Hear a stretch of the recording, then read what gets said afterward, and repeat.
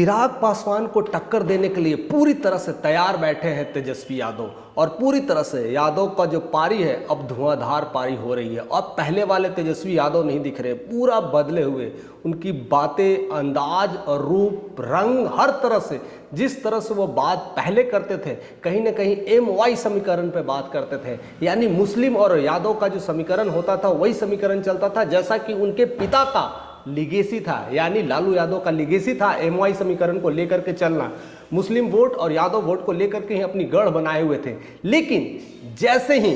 तेजस्वी ये बातें समझ गए कि अब दाल गलने वाली नहीं है, अब वही लिगेसी से हम आज कुछ नहीं कर पाएंगे, पिता की लिगेसी थी वो थी, अब बदलना होगा। जो चीज़ें जो पिताजी ने किया था उस समय के लिए वो सही होगी, लेकिन अब इस समय एक नया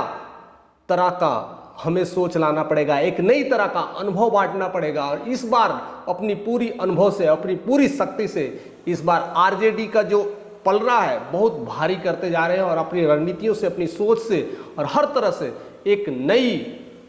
विचारधारा से आ रहे हैं। और उस विचारधारा में मुझे लगता है कि जिस तरह से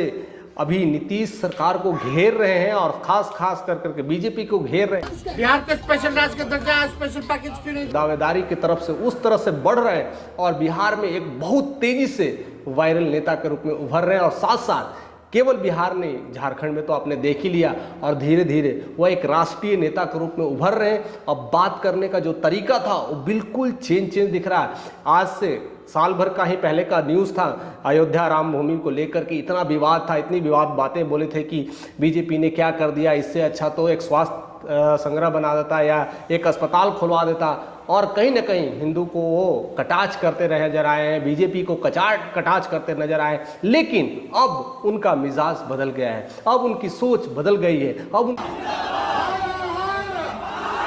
तो जय श्री राम के नारे लगाते हैं, हर जगह जाते हैं तो कभी राम के नारे तो कभी कृष्ण के नारे, और उसके बाद इसलिए पिछले वाले में झारखंड में आपने सुना था तो हर हर महादेव, यानी भोलेनाथ को भी नहीं छोड़ रहे, यानी पूरी तरह से हिंदू को पकड़ बना रहे। यानी अपने जितने हैं, जो अभी तक MY समीकरण था वो तो था, अब आ गया MY समीकरण में HMY, यानी हिंदू, मुस्लिम और यादव समीकरण को ला रहे हैं। यानी अब जो पकड़ होगी, अब बड़ी वाली पार्टियों को भी अब हर तरह से जोड़ना है, हर तरह से देखना है, क्योंकि 2025 में अब गेम बदलने की तैयारी का समय आ गया है। क्योंकि जो गेम अब जो चलाना है उसी चीज़ों पर नहीं लेकर चलना है जिस तरह से बातें चल रही थी। और अभी टेकारी में जिस तरह से उन्होंने भाषण दिया, जिस तरह से उन्होंने स्पीच दे करके यह गर्मजोशी से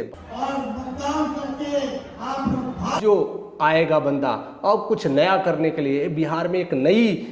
तरह की राजनीति करने के लिए और बिहार में नई सोच लाने के लिए, और उसी सोच में उन्होंने महंगाई पे वार किया, अपराध पे वार किया, शराब को लेकर वार किया, और टेकारी के काफ़ी जनता ने उन्हें दोनों हाथों से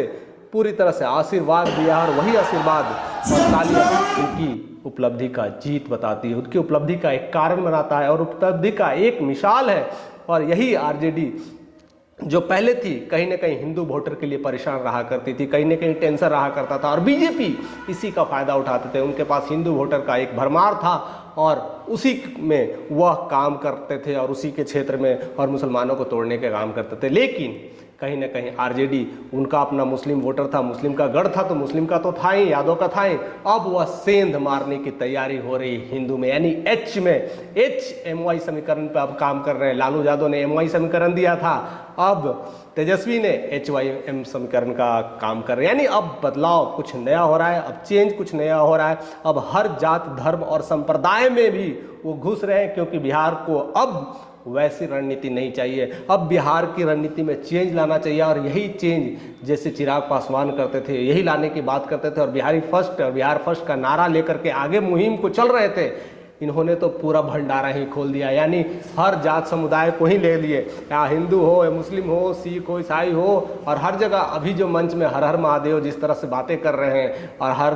बार जो कहते हैं जय श्री राम और हरे कृष्णा, ये सब सारी जो बातें को ला कर करके हर समुदाय को जिस तरह से जोड़ रहे हैं, तो अब लगता है कि वो बड़ी पारी खेलने में लगे हुए हैं, और उनका मिजाज कुछ बदला सा लग रहा है। लगता है कि 2025 कि चेयर को वो भली भांति समझ गए हैं, यानी वो कुर्सी पर विराजमान होना है तो ऐसी कई रणनीतियों को लाना पड़ेगा और ऐसी कई सोच को बदलना पड़ेगा जो उन्होंने पिताजी ने जो किया था उससे ऊपर उठ के राजनीति करनी पड़ेगी, क्योंकि जो पिताजी का लेगेसी था उससे वजह से उन्होंने 20 साल तक राज किया। लेकिन अब कैसे? हमेशा सिस्टम एक जैसी नहीं रहती है, उसे बदलना पड़ता है, उसे चेंज लाना पड़ता है। उनके पिता ने वो सिस्टम पे 20 साल कार्य किया, उसके बाद नीतीश सिस्टम आया, उन्होंने 20 साल काम किया। अब सिस्टम बदल गया है, अब यहाँ पर नए नए युवा आ गए हैं, उसमें तेजस्वी के जो सिस्टम है वो बिल्कुल अपग्रेडेड सिस्टम है और उस सिस्टम को पूरी तरह से अपग्रेड करते जा रहे हैं और साथ साथ हर जगह विजिट कर रहे हैं। जिस तरह से पोस्टर्स बैनर्स लग रहे हैं उनके मिजाज बिल्कुल अलग है, अंदाज बिल्कुल अलग है और पहले जो भांति बात करते थे वो तरीका भी अलग है। यानी यही तरीका अब वो जनता में काफ़ी पसंद आ रहे हैं। अब खास करके जो युवा जगत में चहेते जो चिराग पासवान थे और चहेते धीरे धीरे तेजस्वी यादव भी होते जा रहे हैं। दोनों अपने आप में दमदार खिलाड़ी हैं, दोनों युवा खिलाड़ी हैं और कहीं ना कहीं एक दूसरे से सीख, एक दूसरे से जान लेने की जो प्रक्रिया है कहीं ना कहीं यह तेजस्वी यादव में देखने को मिलता है। और उनसे कम उम्र के माज 28-30 साल के एक युवा अपनी एक सोच, एक अपनी रणनीति और अपने पिता के लेगेसी और खासकर नीतीश चाचा का भी प्यार, हर चीज़ों को समझे हुए, हर चीज़ को घोल के रखे हुए हैं और यही घोल करके 2 बार तो वो ऑलरेडी डिप्टी सीएम बन चुके हैं और अपने कार्य को अंजाम दे चुके हैं। तो अब बारिश कहीं ना कहीं तो अब चेयर की है, यानी अब बारिश सीएम की है और उसकी नज़र पूरी तरह से है, मन गड़ाए हुए चीज़ों को समझ रहे हैं, किससे कैसे जोड़ना है, कैसे कैसे लोगों से मिलना है, कहाँ कहाँ पार्टी उनकी कमज़ोर पड़ रही, वहाँ जा करके खुद विजिट करना, अपने आप पे एक रिप्रेजेंटेशन देना, अपने आप में एक नई सीख है, अपने आप में एक नई बातें हैं और एक नई धारा पे काम कर रहे हैं। खास करके यह काम केवल और सिर्फ केवल आरजेडी में केवल तेजस्वी यादव ही कर रहे हैं, बाकी और वैसे कैंडिडेट नहीं है। वो समझ गए कि अब पिता की दी हुई लेगेसी को अब हमें ऊपर ले जाना है, लेकिन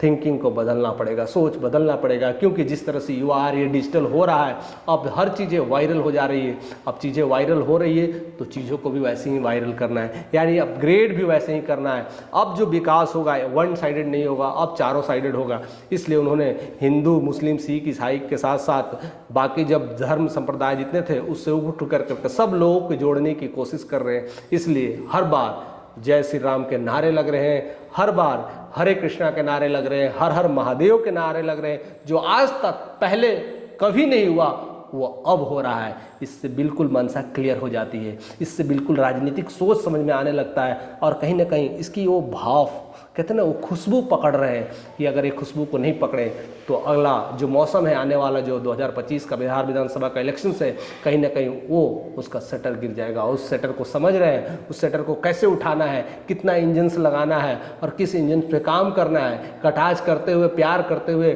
और सबको जोड़ते हुए कैसे ललटेन को जलाना है, वो भली भांति अब समझ रहे हैं। जो पिछले 15 महीनों में, 17 महीनों में जो हमने देखा है उनके कार्य करने का तरीका, कहीं ना कहीं